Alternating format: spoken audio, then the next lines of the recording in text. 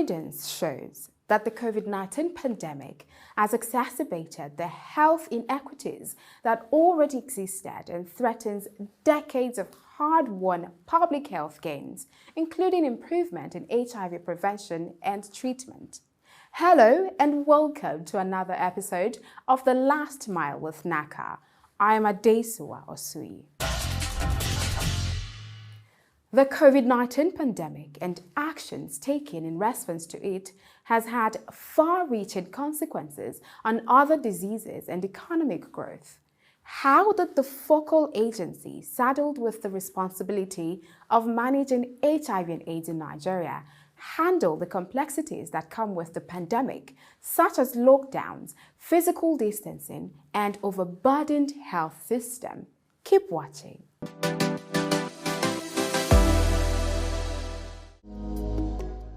The advent of the coronavirus disease 2019, or COVID-19, had and continues to have profound impact on the health systems of the world, interrupting diagnostic, prevention, and treatment of services for other public health threats like HIV.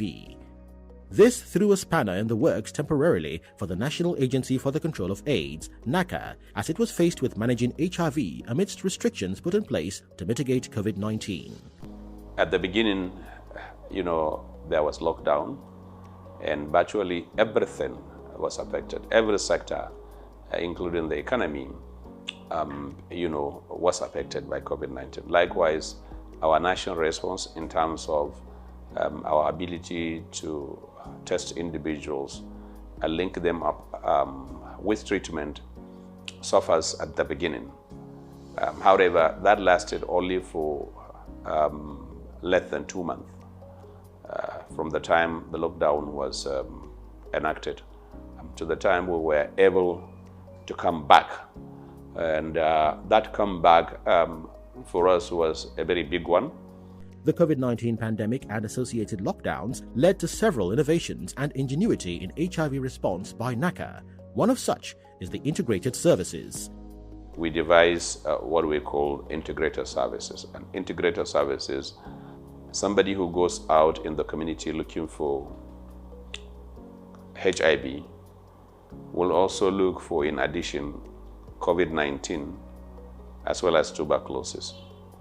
And, we got huge harvest in the first 18 months, I would say, of COVID-19. Generally, every year,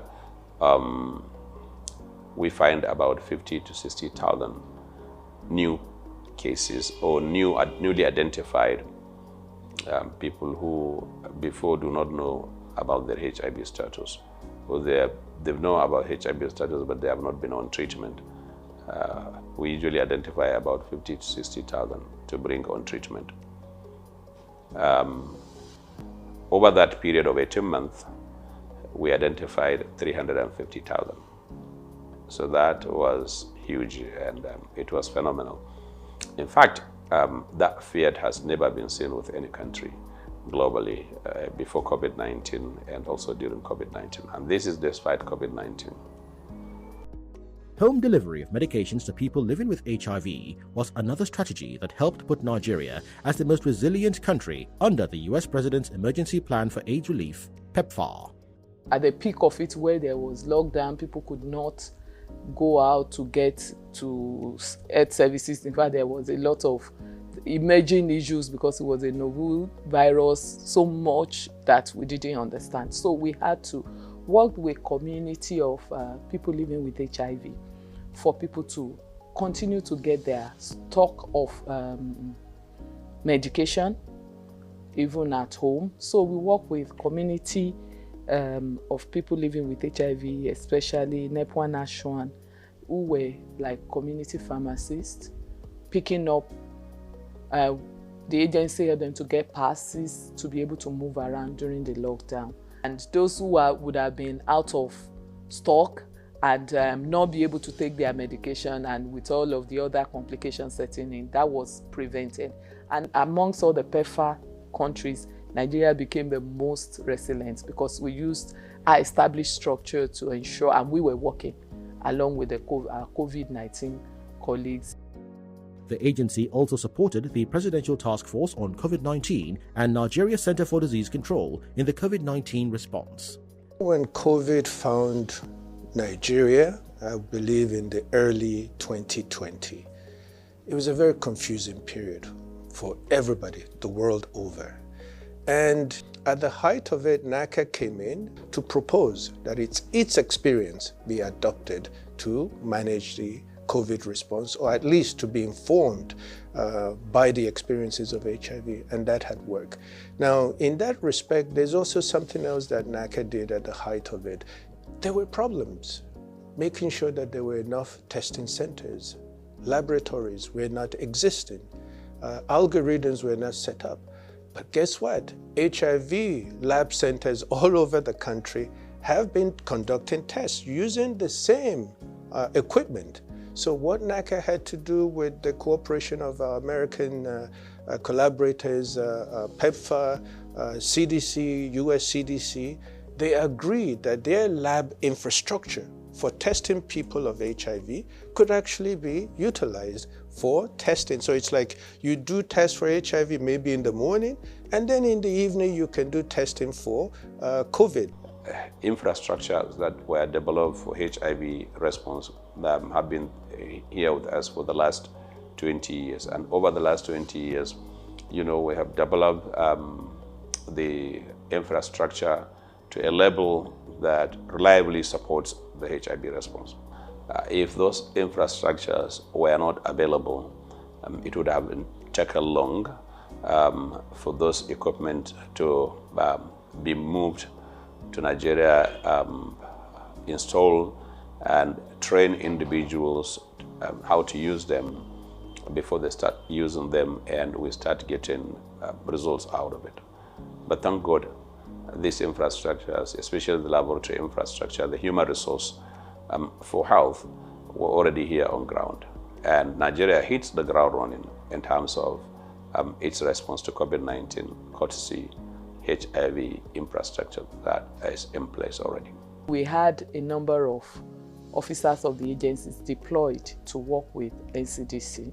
I led the team of NACA, about 13 of us deployed to work with NCDC to support in terms of how we were managing a different kind of epidemic, but again, working with different sectors and engaging the community, especially because NCDC is a bit of health sector, is an agency of Ministry of Health. We are multi-sectorial, so we worked with them, specifically the risk communication and community engagement, and the NCDC and the PTF task force to engage with other civil society groups.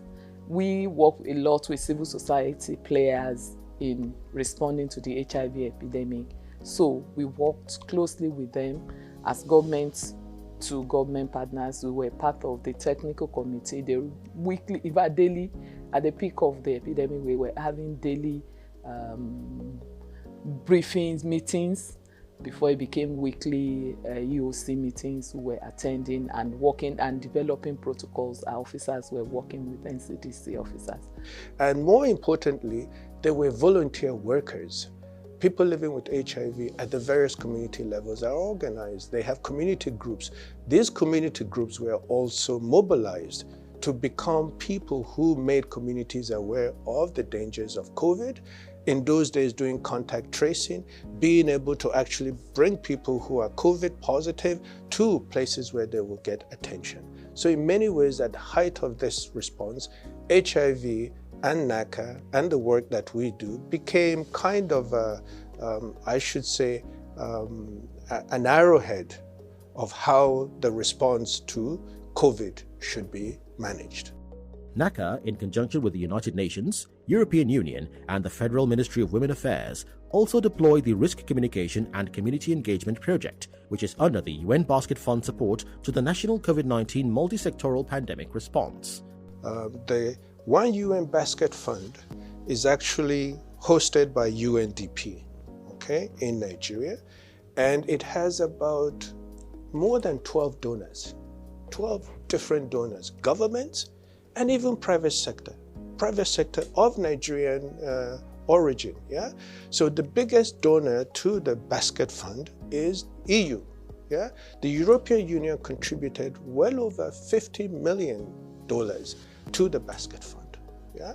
And that catalyzed a lot of others to come forward, including Dangote. The Canadian government, UK government, the Swiss, so many others came in to put their money into the basket fund. And it wasn't for HIV. However, some of us, with the advocacy from NACA, asked the question, but where are people living with HIV in this basket?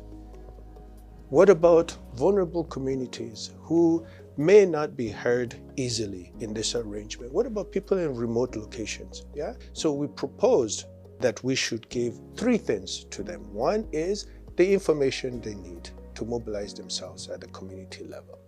Second, we should make sure that they have PPEs, personal protective equipment, masks, sanitizers, soap. I believe we targeted 15 priority states where HIV and COVID is known to be high. We targeted about 30 local government areas and we reached more than 10,000 households. Yeah. And in addition, we said, look, a lot of these people have been locked down, okay?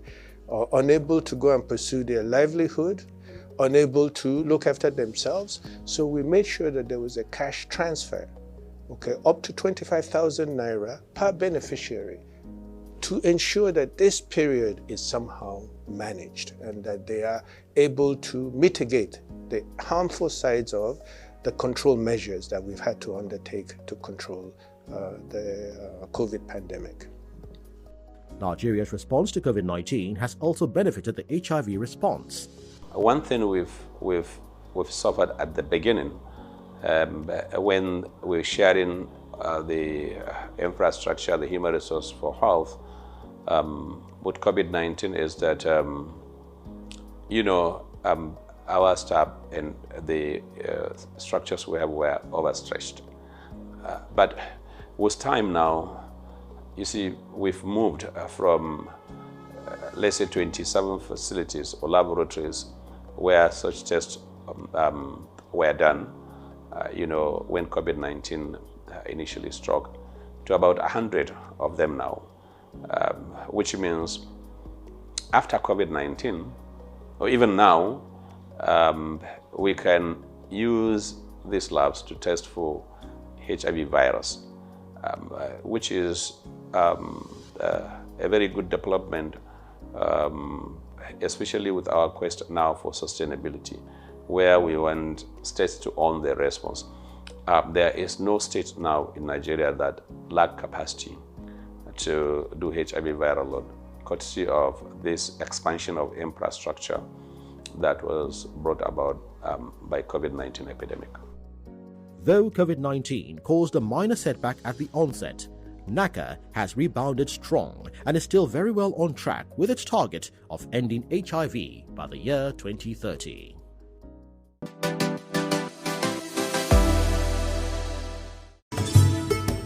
Much work has been done in the fight against HIV/AIDS in Nigeria. However, more work needs to be done. Together, we can end AIDS by the year 2030, even amidst coronavirus pandemic. Educate yourself. This is crucial in the fight against HIV and AIDS. Get tested. The only way to know for certain your status and stop the spread. Get involved. People with HIV and AIDS need care and support. Say no to stigma.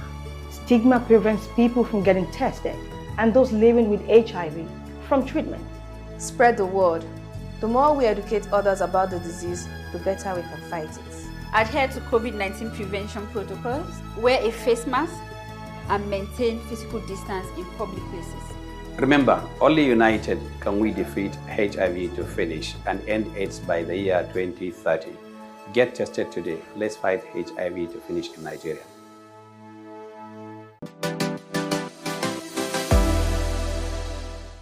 The update segment is next with NACA's activities in Nigeria and elsewhere. Stay with us.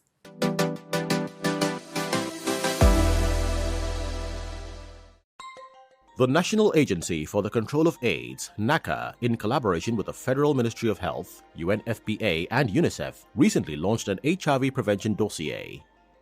The dossier is integrated into 3 titles, namely the HIV Investment Case for Adolescents and Young People 2021 to 2025, the National Condom Operational Plan 2021 to 2025, and the National Condom and Lubricants Quantification Plan 2021 to 2025. In his opening address, the Director General of NACA, Dr. Aliyu Gambo, commended stakeholders and contributors to the development of the documents, stating they will be utilized in the 95-95-95 target for 2030. I commend members of the National Prevention and Technical Working Group and our stakeholders, programming on HIV/AIDS in Nigeria, who contributed to the development of these 3 national documents. They were developed in line with National HIV Prevention Plan and will be used by all stakeholders to ensure attainment of 90-90 targets by the year 2025 and to end AIDS by the year 2030. Dr. Gambo also expressed delight in the current focus on adolescent and young people in HIV programming.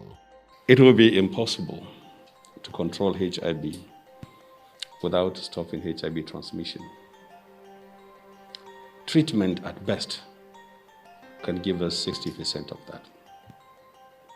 The remaining 40% must come from an efficient and effective prevention program. I'm particularly happy when I see focus on AYP, because if you look at the tabs that are running in terms of transmission, we have our hands virtually on all of them, with the exception of this. I don't see them on my data list, and I don't see them program-wise, and I'm concerned. So the focus on this group is really very encouraging, and I hope we'll continue to work together on this population group until we're able to turn things around, until we're able to see what is happening.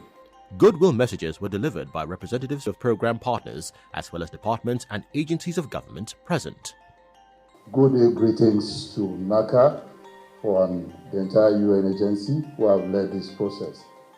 This is very important to us as a country, because it helps us to better program for adolescents and young people. And so we strongly identify with this. We were part of some of the reviews, and we're here to say congratulations to NACA today.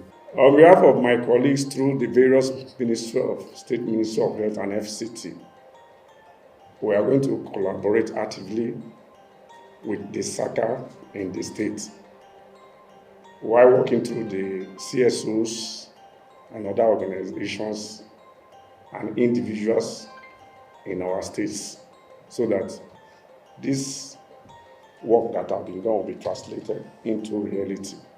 On this note, I congratulate NACA and those who have supported them to come with this document, while believing that God will see us through. It is not possible for us to achieve epidemic control of HIV without also being interested in the area of prevention, more especially targeting our adolescents and also making available condom. So we as subnational are very grateful. I want to thank NACA and all other stakeholders who have made this possible today. Commending NACA and partners, the chairman, Senate Committee on Health, Senator Yahaya Oloriegbe, called for the manufacture of condoms in country in light of dwindling resources. As a privileged member of National Assembly to be in the Health Committee, to chair the committee, and to also be co-chair, the chair of all the 5 committees that we have have always been supportive of HIV/AIDS programming.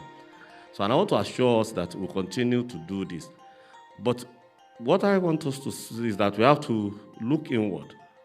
The government resources is dwindling, and also the partners are getting tired. We have to look inward into how do we improve and increase local manufacturing.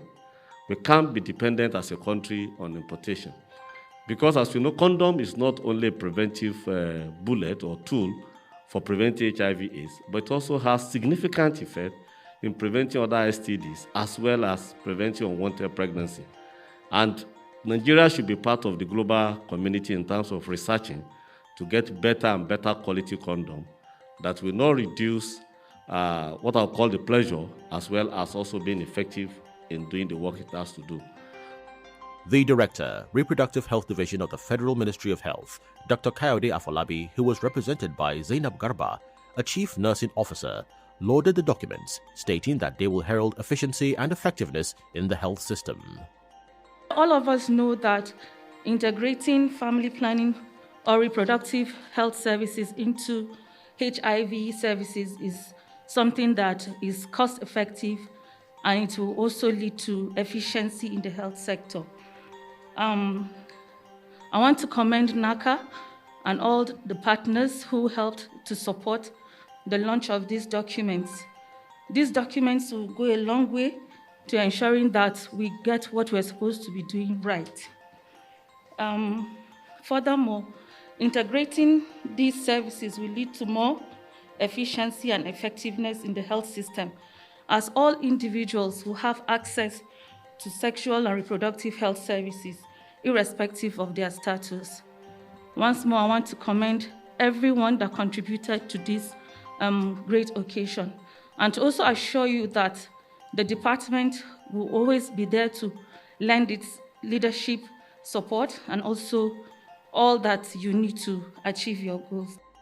The launch of the HIV programming in adolescent and young people in Nigeria 2021 to 2025 shows the commitment of the current administration to prevent the spread of HIV and AIDS among adolescents in the country.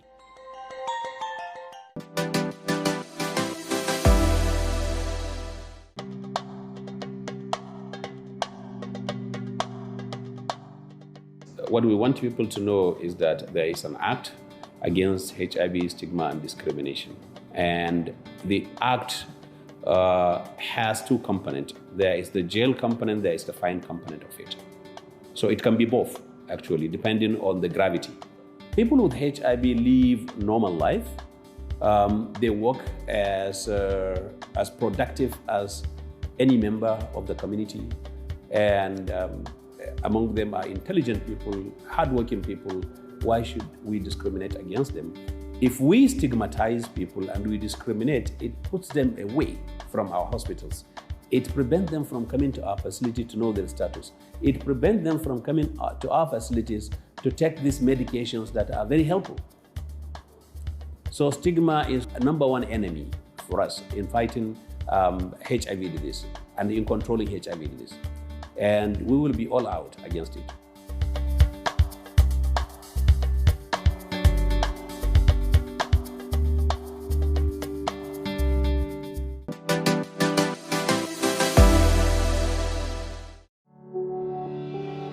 For more information on HIV and AIDS and related diseases, or to report suspected cases of stigma and discrimination, violence and human rights violation, please call the National Call Center, toll-free on 6222. Reach us via social media at National Call Center or email callcenter@naca.gov.ng and visit our website on naca.gov.ng.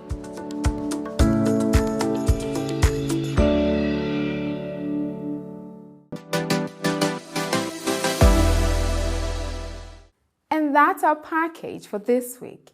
And please continue to support the HIV response. Avoid indiscriminate sex. Do not stigmatize or discriminate people living with the virus. And lastly, know your status and take action. Till next week on The Last Mile with NACA, I am Adesuwa Osui. Goodbye.